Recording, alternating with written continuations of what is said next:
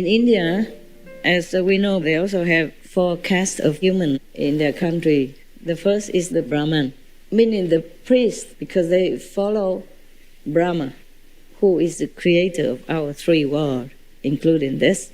So they call him Brahman. The Brahman don't just became Brahman because they are learned or erudite or anything like that. Maybe they just been born into a Brahman family and they inherit the title. So you don't touch these people, okay? Because they think if you touch them, their class will be gone. Yeah. They will scream at you and you will think, what have I done wrong? I just want to shake your hand. Don't shake hand. Nothing. Even your shadow, they avoid. Okay? If you go in their kitchen, cast your shadow on their food, they'll probably throw this food away. They won't let you go in kitchen anyway. They don't know if you are good or bad, if you are pure or not. Only Brahmin are pure. That's what they think. All right, so now there were the caste like that. And then the next caste is the Shakya. These are warriors and royalty, soldiers type, and royalty, yeah, like king, queen, princess, yeah, or general of the army, etc. The third caste is the business, and the fourth class is the Shudra. These are the lowest class in India, lowest caste. Because they used to be like a room in toilet and take away the human waste and go somewhere and throw it away. One time Buddha met one of them, one of these Shudra class people, and he was carrying his human waste on his shoulder. And there are 2 buckets, one on the back, one in the front, with a stick or something to carry. And then when he saw the Buddha, he was so ashamed because he knows he's not a high class. And he's doing a very lowly job and smelly and dirty job.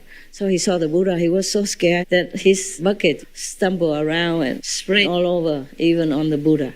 And he was trying to hide himself, and he was so ashamed, and he was crying, and the Buddha come touch him. Nobody would do that. You know, Buddha is first class, you see, the royal caste. Nobody would touch a Shudra caste, the lowly, the laborer, especially the scavenger with the human waste around him. But Buddha touched him. And even, I think he make him a monk also, right? Halangna chucha ne, yeah. And all the other disciples, you know, the big people, big shot like king, queen, and royalty people thinking, oh, the Buddha make him a monk, so now I have to go and bow to this Shudra person. Oh, at that time, there were many controversy within the Buddha's followers, because the Buddha sometimes make beggars into monks and make a Shudra, the one who room toilet stuff, a human waste stuff, into a monk. And then many of the Buddha followers, a king, queen, princess, prince, general, high officials in the courts, etc., they were not very happy. But later on, these so-called lowly class people, like beggars or Shudra, become arhats in a short time because they're so pure, so humble. You know, because in India, that's the lowliest class that you can be, the beggar and the Shudra. Therefore, they're so humble. They have no ambition. They have never dreamed of becoming anything. Because in India, the caste is the caste. You don't get out of that. But it was, I think, a misunderstanding. But nobody has been able to change it. Maybe in the beginning, a group of Indian practitioners somewhere, when the first settlers grouped together in India somewhere, and they probably are practitioners like us. And then, of course, I am the teacher, yeah, and you are the monks. So-called royalty, 3 of us. Only 3 of us against all of you. Oh, scary. And you do some service in the kitchen. And you clean in the toilet. Okay? But at that time, we don't have this beautiful toilet. So it's in a bucket. You take the bucket, you go out, throw somewhere, designated area. Okay? So, and then that's how we do the job in the ashram. Some people, driver. So we make a different kind of duty organized system. And then slowly more population come out, and then it just continue like that. And then you're fixed in this kind of box, square, and dead. And then it continue until this day. But nowadays, I think India is more liberal, right? Yes. Yes. Mahatma Gandhi or other Mahatmas and president and prime minister, they have been educated more. And they have seen Europe, they have seen America, they have seen other countries, whereas the more freedom system. And they came back and they infused that idea and way of life into Indian society. But at my time, when I was in India, I almost get slapped because I tried to help a Brahmin 10 or 12 years ago to carry a bucket for her from the Ganges River. And she screamed and she threw the bucket and she ran away. I said, what have I done? What have I done? And the master who told me to meditate 1 week in the middle of the Ganges, he said, don't touch her. Don't talk to her even. She's Brahmin. Then I understood.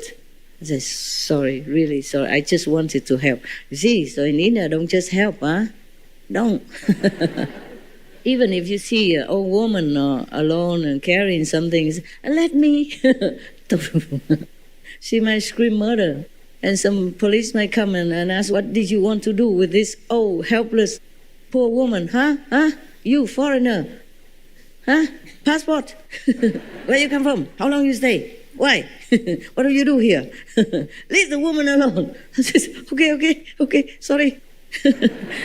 In America, Europe, or even in Asia, if we see an old woman, old man, we give our seat on the bus for them. We help them hold their hand to go across the street.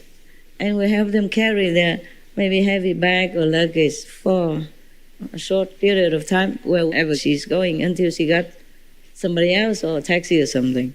That is encouraged and praised as a good behavior, good gentleman manner. Yeah.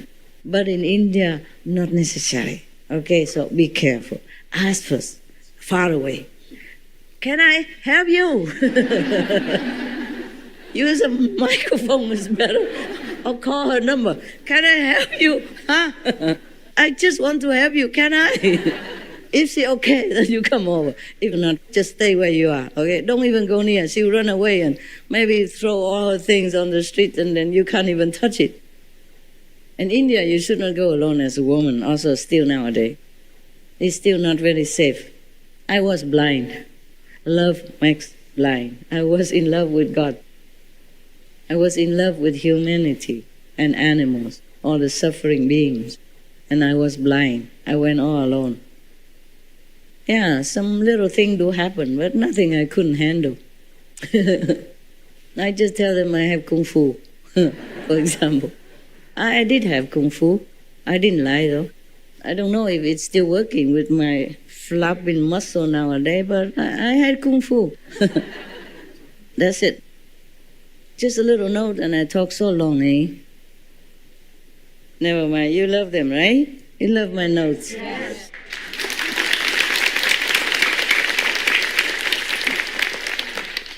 Any question? Yeah. You just mentioned that pets will dilute our trouble for us. Yeah, some do. If they do that, when they have some bad things happen to them, they have to share some bad thing. Oh, they do. They do share your karma. Make sure you have good karma then. Huh?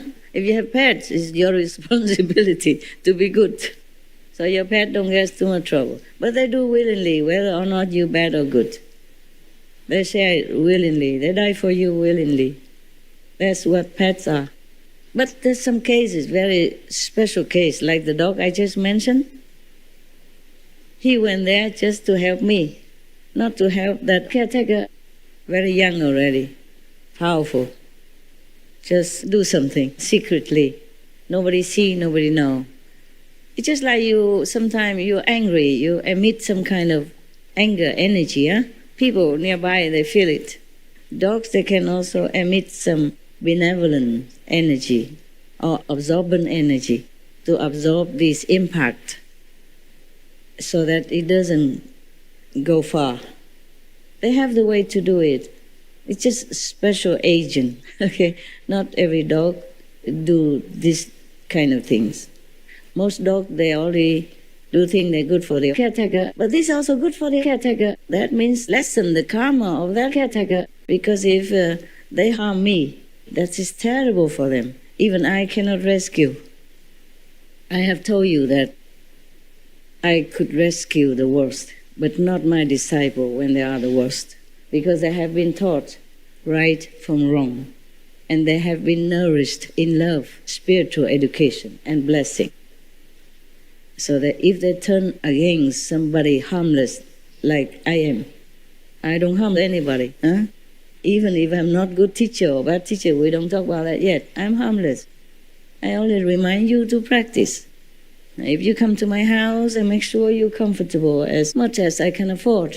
I would like to build more mansion for you. But what for? You won't stay long anyway. You just come for a few days and you go home. You have home. You're not homeless. Number one. Number two, I use my money for more desperate people. Sorry to say that. I do love you, but I feel that you're not as desperate as so many people. You can see some TV, children, only bones and skin. Woman being harassed and molested because she has to walk 10 kilometers to have some water, to fetch some water to bring home to her children to use. Or some refugees, they came into cold country and they have nothing. Children walk barefoot and they just cover themselves with a little plastic. No wall around, no chimney, no heater, nada. These people, they're more desperate. Or some people with disaster, they suddenly has no home, no money. Even if they have credit card, for example, it's gone already with the floods. They cannot prove anything immediately. They're hungry, they're thirsty, they're cold. These immediate we help. Chiu chi la. Chiu chi is meaning emergency help until they get back on their feet. I am not richer than anybody on this planet. I'm not the richest. I'm not even the medium rich. I just give a lot. And then people think I have a lot of money. I do still have. I don't take your money. I don't charm you to do things for me. I just tell you, go out, help others. Nah? You don't give me money. You go out, give to the poor people. Or open restaurant. Help others spiritually as well as physically. Or if you cannot open restaurant because it costs a lot of work and manpower, then you open a small grocery store, vegan. Then it's very good for the world and for other people. Help them to realize vegetarian is easy, something like that. And we do it together. I mean, I do mine, you do yours. So you do what you can and keep what you have. I don't take anything from you. As far as I'm concerned, I know I'm harmless, okay? So if anyone who tried to harm such a harmless person, then of course the karma is very bad. Plus, because I'm very beneficial to many people. So that will include all your karma inside for that person. That's why nobody punish him, her, they have to take it. Because I'm working for the world, not just my own karma only. So if they harm me, they will have to reckon with all the karma of the people, initiated or non-initiated as well. Obstructing my mission to help people to elevate. That is the problem, not just my personal physical body. That's why initiates who went against any master are very difficult to redeem. The soul might not be destroyed completely, but it could be encased in a box forever. That is almost like destroyed. You cannot do anything anymore. You're not self anymore. You're finished. No one can help you anymore. You will never remember a name of a Buddha. You cannot even open the mouth to say a name of the Buddha. The karma just shut everything up from you and just give you punishment forever, and you cannot get out. It's a very terrifying situation. But the people who do bad things, they don't think, they don't know all this. They do know, they just think that they don't see it. So it may be no problem. It's a big problem. So that dog tried to stop that person. It doesn't look like he's good for the caretaker, but he is also good in a way, protecting the caretaker from doing real harm. The less karma for her or him. So it's a good dog. Good boy. So even pet far away, or you rescue them long time ago, or they die already. If you're in trouble, they come back help you. And if your dog is a special agent, wow, then powerful, can help you a lot. Can help you avoid many danger or avoid many trouble physically and emotionally, mentally as well, preventing harm to come to you. Some power is very strong. Even talisman or some photo doesn't completely help you. Yeah.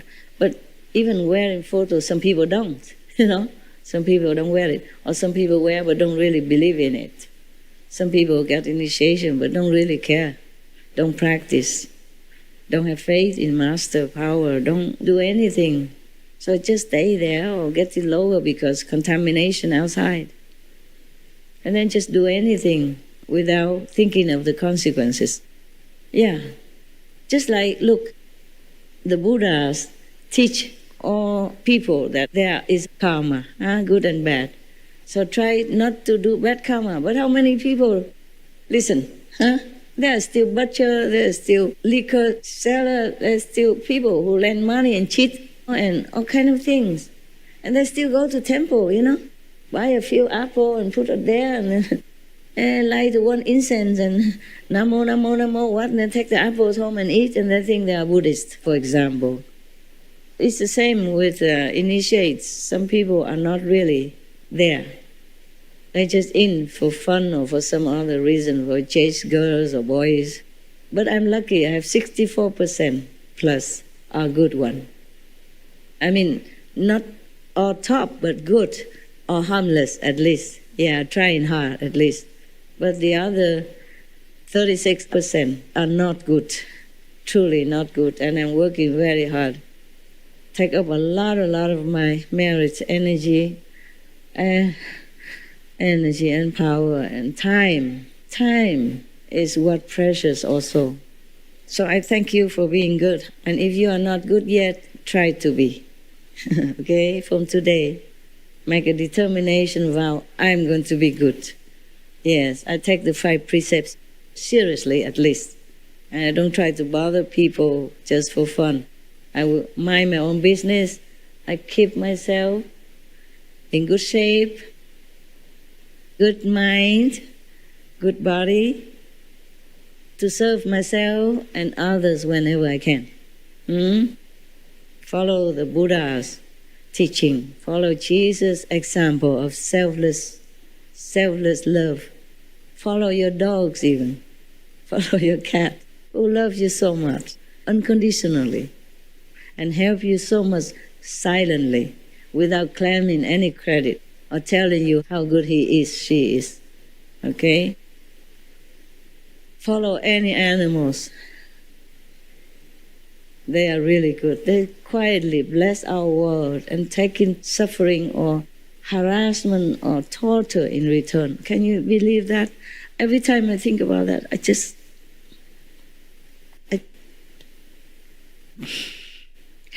cannot bear it. It's so big injustice.